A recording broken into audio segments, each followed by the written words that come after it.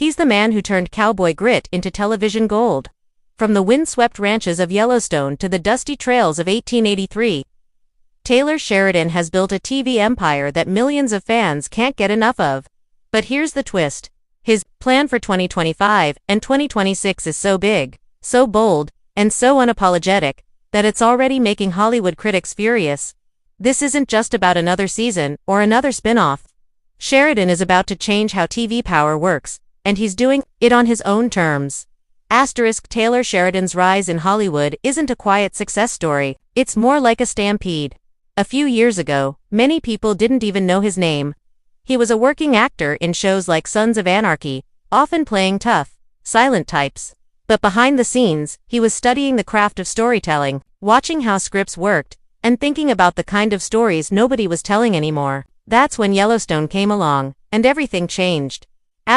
When Yellowstone premiered in 2018. It wasn't just another TV drama.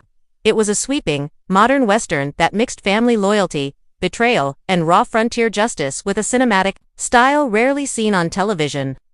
Critics weren't sure what to make of it at first. Some thought it was too traditional, too much like the old cowboy stories. But audiences had a different reaction.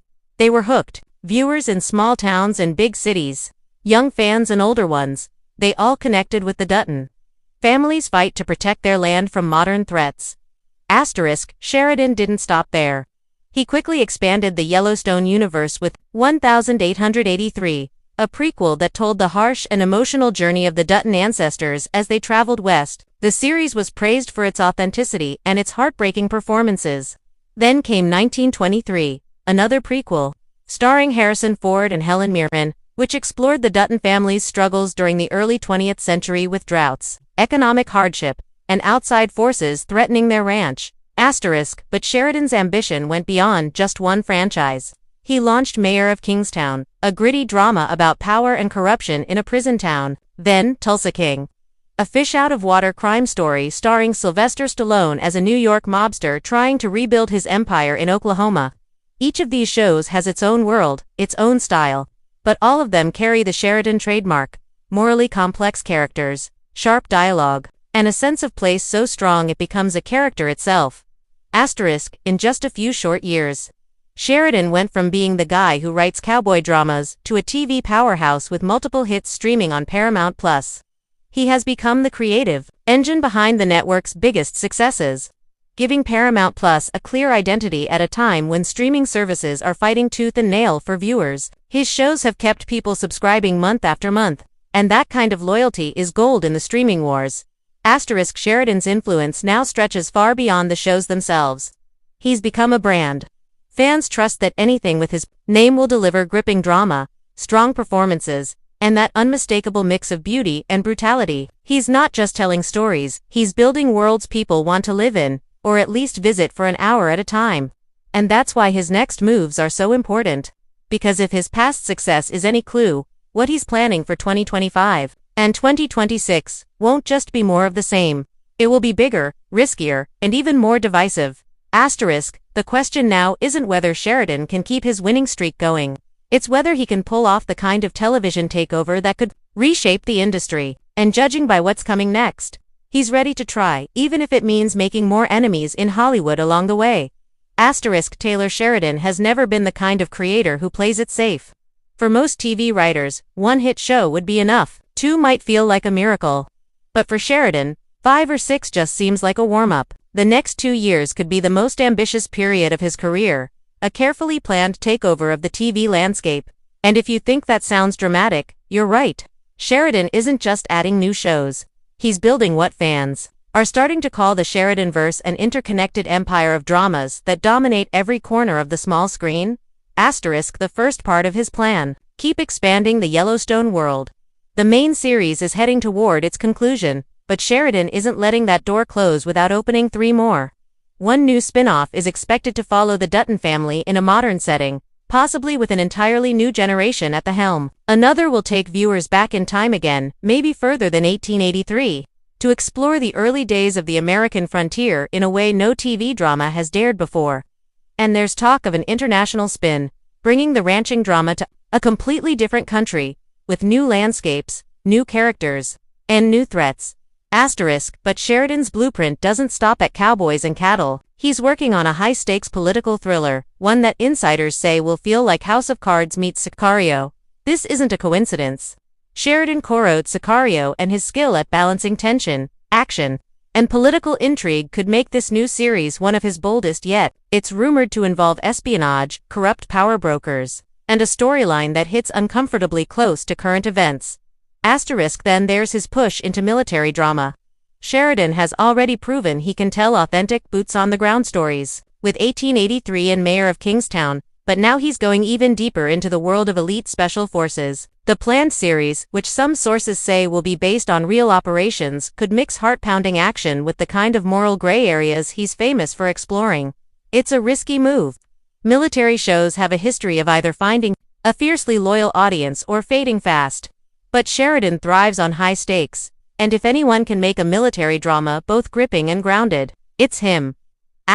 There's also a wild card in his plan, a dark comedy drama, completely different from anything he's done before. No horses, no gunfights, no dusty roads, just sharp humor, flawed characters, and a look at modern life's absurdities. On paper, it sounds like a strange detour. But Sheridan knows that expanding into new genres keeps audiences curious and critics guessing. All of this is made possible by his ironclad deal with Paramount, which gives him not just creative control but the resources to produce multiple series at once. It's a level of trust that most creators never get, and Sheridan has every intention of using it to flood the market with his work. The result could be a year where it feels like no matter when you turn on the TV, there's a Sheridan series waiting for you, whether you want Western drama, political games, or military tension. But flooding the market is exactly what has some Hollywood voices nervous. Too much of one creator's style, they argue, could cause burnout. Sheridan isn't worried. In his mind, as long as the stories are strong, audiences will show up. And given how passionately his fans defend his work, he might be right. His 2025-26 blueprint isn't about playing nice with the industry, it's about claiming as much ground as possible before anyone else can. And that's what makes this next chapter so dangerous and so thrilling. Off as overrated, and as his 2025-26 expansion gears up, those critics are getting louder. On the surface, the complaints sound familiar: too much of the same thing, overly macho storytelling, formulaic plots. But if you dig deeper, it's clear this isn't just about television style. Sheridan's rise challenges the unwritten rules of modern Hollywood, and that's why the knives are out. One of the biggest issues: his refusal to bend his creative vision to current cultural trends. Sheridan's shows often center on traditional themes: land, family, legacy, personal honor, told through characters who aren't afraid to speak bluntly or make morally questionable decisions. For critics who want television to reflect a very specific kind of social messaging, Sheridan's work can feel like a throwback to another era. That's not to say his shows are shallow or old-fashioned. In fact, they often explore deep moral dilemmas, but they do it without softening the edges. And that unapologetic style can be polarizing. There's also the matter of sheer volume.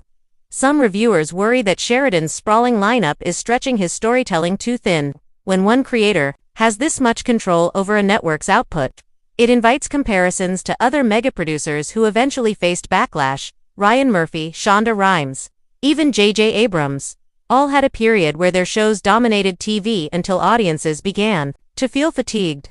Critics see Sheridan heading toward that same tipping point.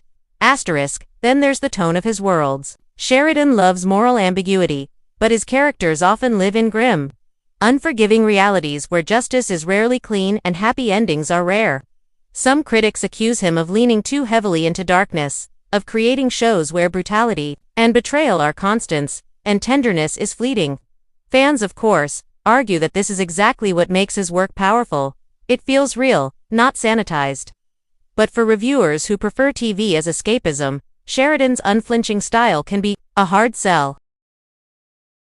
And let's not forget the industry politics. Sheridan's deal with Paramount Plus makes him one of the most powerful creative forces in streaming. That means every dollar poured into his projects is a dollar not spent on someone else's vision. In an era where Hollywood talks constantly about diversifying storytelling voices, having such a massive slice of a major network's budget locked up with one man has raised eyebrows. Some critics see it as a risky gamble, betting the house on a single brand. Asterisk, the irony is that Sheridan probably wouldn't care if he read every word of these criticisms. In interviews, he's made it clear that he writes for his audience, not for the critics. He has openly said he doesn't chase awards or glowing reviews. He chases stories that keep people watching. And in the numbers game of streaming, where subscriptions and watch hours matter more than golden statues, that philosophy might be the one that wins. Asterisk still, the louder the Sheridanverse grows, the louder its detractors become. And, as his 2025-26 plan unfolds, the battle between fans and critics is only going to intensify. For every record-breaking premiere he delivers, you can expect think pieces questioning whether his dominance is good for TV as a whole. But Sheridan isn't running for critic approval. He's riding full speed toward the biggest year of his career, and he's not looking back. Asterisk Taylor. Sheridan's next 2 years won't just be about making television, they'll be about surviving an all-out war for attention. In today's entertainment world, there are more shows than ever, but fewer chances to grab an audience's loyalty. Netflix is cranking out high-budget dramas every month. Amazon has billion-dollar projects like The Lord of the Rings of Power. Apple TV Plus has its polished, award-winning lineup. Against that backdrop, Sheridan's strategy isn't to match them title for title, it's to overwhelm them with his own style, brand, and storytelling dominance. Asterisk Paramount Plus is betting everything on him. Sheridan's deal isn't just generous, it's historic. The network has given him the keys to their prime programming slate, banking on the idea that his shows can keep subscribers glued to their platform. In return, Sheridan gets the freedom to tell the stories he wants, without the endless committee rewrites that often slow Hollywood to a crawl. That's rare power in this business. But power also attracts challengers. Every hit he delivers is another reason for rival streamers to try and lure his audience away, or copy his style outright. Asterisk. The battlefield won't just be in boardrooms and ratings charts, it will be in the cultural conversation. Sheridan's upcoming slate includes westerns, thrillers, military dramas, and even a dark comedy. That diversity of genre is part of his strategy. No matter what kind of mood you're in, there will be a Sheridan show that fits. But it also means stepping into more competitive territory. A gritty military drama will have to hold its own against Jack Ryan and SEAL Team. A political thriller will have to compete with House of Cards veterans and HBO's Prestige Machine. Sheridan is confident his authenticity and character first writing will make the difference, but the competition will be relentless. Asterisk, then there's the audience factor. Sheridan has one of the most loyal fan bases in television right now, but loyalty can be fragile. Viewers expect each new project to deliver the same emotional punch as his biggest hits. If one or two projects land flat, critics will pounce, and the narrative could shift from TV king to overextended empire. Sheridan knows this, and that's why he's doubling down on quality control, keeping his circle of collaborators tight and making sure every project passes his personal test. Would I watch this myself? Asterisk, the next chapter will also test whether Sheridan can maintain his identity in a rapidly changing industry. Streaming platforms are experimenting with AI-generated scripts, cost-cutting production methods, and algorithm-driven content choices. Sheridan's brand is built on the opposite: real writing, real locations, real grit. That makes him both a rebel and a risk in a market obsessed with efficiency. But if his gamble pays off, he could prove that old-school storytelling still wins in the digital age. Asterisk, by the end of 2026, Sheridan could stand as the undisputed ruler of scripted television, or as a cautionary tale about moving too fast and flying too high. The stakes are enormous. The critics are ready. The competition is fierce. And Taylor Sheridan, he's saddling up for the fight, one script at a time. Asterisk, because in the Sheridanverse, there's no such thing as playing it safe. There's only winning big, or losing everything. Asterisk, the next 2 years will decide whether Taylor Sheridan's name becomes a permanent fixture in television history, or just a bold chapter that burned bright and faded fast. Everything he's built, the sweeping landscapes of Yellowstone, the raw grit of Mayor of Kingstown, the restless energy of Tulsa King, has been leading to this moment. But success in Hollywood is a moving target. Today's king can be tomorrow's has-been, and the higher Sheridan climbs, the more people are waiting for him to fall. Asterisk, for his fans, the future looks exciting. More stories, more characters, more of that unmistakable blend of danger, loyalty, and moral gray areas that has become his signature. They see him not just as a creator, but as a storyteller, who still writes with his own voice, even when the industry demands something different. In an era where so much content feels manufactured, Sheridan's work still feels personal. And that personal touch may be the secret weapon that carries him through the next wave of competition. Asterisk for his critics, the next 2 years could be a proving ground. The moment they finally see the cracks in the armor, they'll be watching for signs of fatigue in his storytelling, for ratings dips, for projects that fail to land. To them, his massive output is a gamble against time and quality. And if even one major project disappoints, they'll be ready to declare the Sheridanverse a victim of its own ambition. Asterisk, but Sheridan has never been one to shy away from a fight. He writes worlds where survival depends on grit, where loyalty is tested, and where victory comes to those who refuse to back down. That's not just the theme of his shows, it's the way he approaches his career. He knows there's no middle ground in the streaming wars. You either dominate the conversation, or you vanish from it. Asterisk, so as 2025 and 2026 unfold, we'll see the Sheridan machine running at full speed, a creative storm fueled by confidence, controversy, and an unshakable belief in the power of a good story. And when the dust settles, only one question will matter. Asterisk, will Taylor Sheridan's empire redefine television for the next decade? Or will the critics finally get the ending they've been waiting for? Asterisk, because one thing is certain, the Sheridanverse is coming. And it won't take prisoners. Asterisk.